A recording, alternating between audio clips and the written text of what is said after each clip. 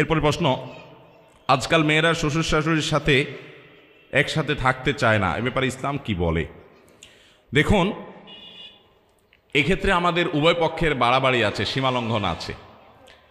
যারা বৌমা আছেন তারা মনে রাখতে হবে, শ্বশুর শাশুড়ি তারা মা বাবার মতো, তারা বয়সে বড়, মা বাবার মতো, তারা মুরব্বী। নবী করিম সাল্লাল্লাহু আলাইহি সাল্লাম বলেছেন, যে ব্যক্তি আমার উম্মতের মধ্যে বয়সে বড় সিনিয়র মুরব্বীদেরকে যে সম্মান করে না, শ্রদ্ধা করে না, সে আমার উম্মত হতে পারে না। অতএব মেয়েরা তাদের শ্বশুর শাশুড়িকে সম্মান করবেন। ঠিক একই কথা ছেলেদের জন্য প্রযোজ্য, ছেলেরাও তাদের শ্বশুর শাশুড়ির প্রতি সম্মান করবেন। অনেক ছেলেরা আছে নিজের স্ত্রীকে কষ্ট দেয়, শ্বশুর শাশুড়ির প্রতি অসম্মান করে। ঠিক একই কথা মহিলাদের জন্য প্রযোজ্য, অনেক মহিলা আছে নিজের শ্বশুর শাশুড়িকে কষ্ট দেয়।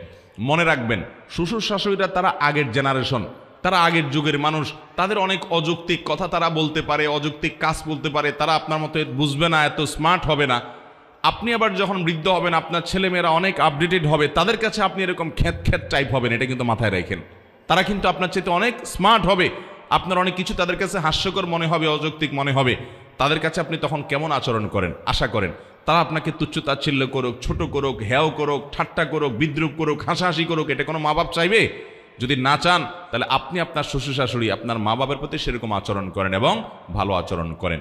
বিশেষ করে আমাদের বাংলাদেশের প্রেক্ষাপটে যৌথ ফ্যামিলিতে বেশিরভাগ পরিবারগুলো থাকে, এবং ইসলামও এই কথা বলে যে বৃদ্ধ মা বাবা যারা থাকবেন তারা তাদের ছেলে মেয়েদেরকে যেরকম স্নেহ করার তাদের ইচ্ছা আছে, সন্তানদেরকে স্নেহ করার ইচ্ছা আছে, ঠিক একইভাবে নাতিপুতিদেরকে আদর করার ইচ্ছা আছে। শ্বশুর শাশুড়ির সে অধিকার যেন নষ্ট না হয়, সেটাও আদায় করার চেষ্টা করতে হবে।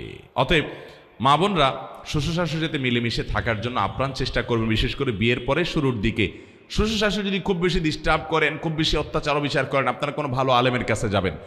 নিজে নিজে ডিসিশন না নিয়ে পুরো অবস্থার বিবরণ করে ওই আলেম যদি আপনাকে পারমিট করেন যে হ্যাঁ, এই অবস্থায় আপনি আপনার দিন রক্ষার জন্য আপনি আলাদা হতে পারেন, তারপরে আপনি শ্বশুর শাশুড়ির প্রতি আন্তরিকতা থাকবে, তাদের কাছে যাওয়া আসা করবেন, নিজের ছেলে মেয়েগুলোকে নিয়ে যাবেন আদর করার জন্য, তাদেরকে নিয়ে আসবেন, যেভাবে হোক তাদের সাথে সম্পর্ক আপনাকে রাখতেই হবে। আপনার স্বামী শ্বশুর শাশুড়ির সেবা করা আপনার উপরে সরাসরি ফরজ না, কিন্তু এটা আপনার নৈতিক দায়িত্ব যে স্বামী আপনার ভালোর জন্য এত কিছু করছেন, এত উপকার করছেন, আপনি আপনার জন্য এত কষ্ট করছেন, আপনার সন্তানদের জন্য, আপনার জন্য, সংসারের জন্য, সবার জন্য।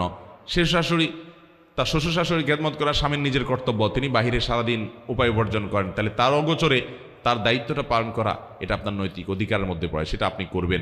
এবং মনে রাখবেন, আজকে আপনি বউ, একসময় শাশুড়ি হবেন, আজকে আপনি ছেলে, একসময় শ্বশুর হবেন। অতএব আপনার পরবর্তীর কথা মাথায় রেখে আপনার পরবর্তী জেনারেশনের কাছে যে আচরণ আশা করবেন, আপনি সে আচরণ তাদের সাথে করবেন। তবে যদি এমন হয় ছেলে মেয়েদের পড়ালেখার জন্য ছেলেটা ঢাকায় থাকে, চট্টগ্রাম শহরে থাকে, তার চরিত্র হেফাজতের জন্য স্ত্রী কাছে থাকা দরকার, বিয়ের উদ্দেশ্য সেটা, তাহলে মা বাবারও মনে রাখা উচিত যে তাদেরকে তাদের সাথে থাকতে দেওয়া উচিত, বাধা দেওয়া উচিত না সারা জীবন। অনেক মা বাবা আছে বৌমাকে মোটেই ছাড়তে চায় না, এমনকি কাজের মহিলা বানায় রাখে, এটা ঠিক না। মেয়ের মতো স্নেহ শ্বশুর শাশুড়িও করতে হবে, আবার শ্বশুর শাশুড়িকেও মেয়েরা যথেষ্ট যত্ন সোহাগ করতে হবে। আমি এর আগে শুরুতে আলোচনাতে বলেছিলাম যে আজ আমাদের সমাজের সংকটের জায়গাটা কোথায়। ডক্টর খন্দকার আব্দুল্লাহ জাহাঙ্গীর বলতেন, আমরা সবাই অধিকার সচেতন, আমরা কেউ কর্তব্য সচেতন না। আমি কর্তব্য সচেতন হতে হবে, ভালো মুসলমান হতে হলে আমি চেষ্টা করব আমার দায়িত্বকে আমি সেটা আদায় করব। শ্বশুর শাশুড়ির কোনো হক নষ্ট করবোই না, বরং আমি আরো বেশি বেশি করবো তাদের জন্য। উনি উল্টাপাল্টা করছে, ওনারটা উনি আল্লাহর কাছে বুঝে পড়াবে, তার জন্য তো আমার অপরাধ নাই, আমি সবর করব। আর একই কথা শ্বশুর শাশুড়ির জন্য প্রযোজ্য, যে আরেক ঘরের মেয়ে, আরেকজনের সন্তান, সে আমার ঘরে পুত্রবধূ হয়ে আসছে, তাকে আমি স্নেহ দিব, মমতা দিব, জুলুম করব না, অবিচার করব না, কাজের মেয়ে হিসাবে ট্রিট করব না, আমি স্নেহ আদর করে বড় করে তুলবো, এই চেষ্টা তার থাকবে। যদি সে অন্যায় করে, সে আল্লাহর কাছে বুঝে থাকবে, তাহলে ইনশাআল্লাহ শান্তি আসবে এবং ভালো পরিবার হবে। আমাদের আজকাল বোনরা বিশেষ করে শ্বশুর শাশুড়িকে সহ্য করতে পারেন না, এটা একটা ব্যাপক আকার ধারণ করেছে। একটা সময় আমাদের দেশে শাশুড়ি ননদরা বৌমাদের উপরে জুলুম বেশি করত, এখন বৌমাদের পাওয়ার একটু তুলনামূলক আস্তে আস্তে বেশি হচ্ছে, এখন শাশুড়িরা বরং দৌড়ের উপরে থাকে বউদের অত্যাচারে, ঠিক না ভাই? ঠিক, দিন আস্তে আস্তে ঘুরতেছে। তো মনে রাখবেন, একজন ভালো মুসলমান হতে হলে তাকে সর্বাবস্থায় তাকে অন্যের অধিকারের পরে তাকে সচেতন হতে হবে যে তার অধিকারগুলো কি কি। আল্লাহ তাআলা আমাদের সবাইকে নিজের প্রাপ্য, নিজের অধিকারের ব্যাপারে সচেতনতার চাইতে অন্যের অধিকার কি আছে আমার কাছে, সে ব্যাপারে সচেতন হওয়ার তৌফিক দান করুন। তাহলে বৌমারা শ্বশুরের সাথে মিলেমিশে থাকবেন এবং যথাসম্ভব নাতি নাতনিদেরকে তাদের আদর করতে ইচ্ছা করে সেটা সুযোগ দিবেন। অনেক কিছু উল্টাপাল্টা হলেও যথাসম্ভব হজম করবেন, কিন্তু পর্দার অসুবিধা হয়, কোনোভাবে পর্দা করা যায় না, একেবারে জটিল পরিস্থিতি, আল্লাহর বিধান লঙ্ঘন হয়ে যায়, অথবা স্বামী তার চরিত্র হেফাজত হয় না, বেচারা চাকরির জন্য দূরে থাকতে হয়, তার কাছে না থাকলে তার চরিত্র নিয়ে টানাটানি হয়, তাহলে সেক্ষেত্রে শ্বশুর শাশুড়িকে সাথে নিয়ে যেতে বলে ভালো।